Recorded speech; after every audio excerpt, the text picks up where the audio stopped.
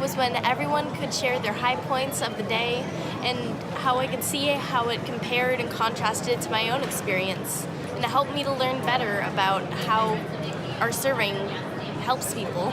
What I thought was the most fun was the Ronald McDonald House because I was with a fun group of people.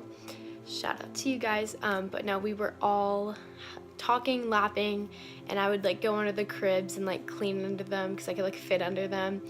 But like we were cleaning cribs and we were like just talking, laughing, having a fun time, but also getting to see where families with sick kids or parents or whatever get to stay. My favorite part was probably the food bank. I really enjoyed helping this older lady. I never got her name, but just seeing her leave my station with a smile and being able to help her out was really fun. The mission trip was really cool.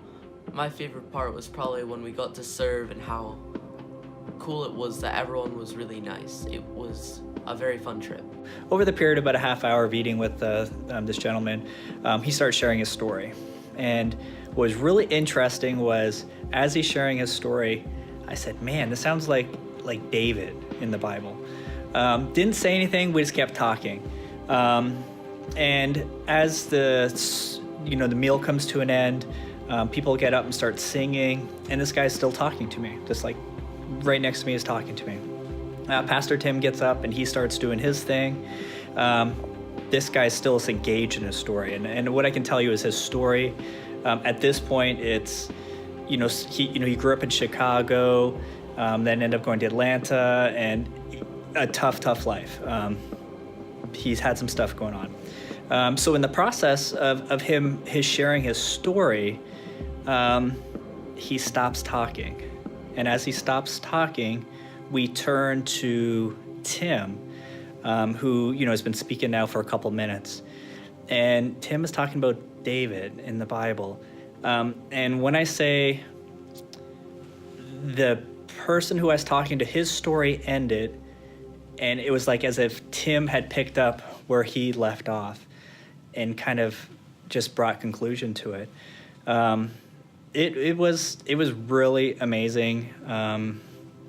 And actually the second time for me in 2 years at that same place, where if you want to see proof or evidence of God working in people's lives and through Tim, give you a shout out, Tim.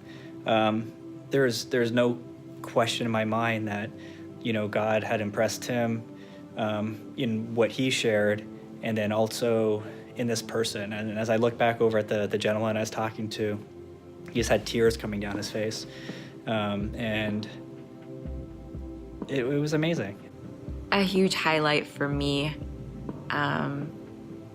for the EPIKOS Restoration Youth Selfless mission trip to Seattle was honestly seeing our kids, our youth, being love in action and really being selfless. I mean, our kids showed up.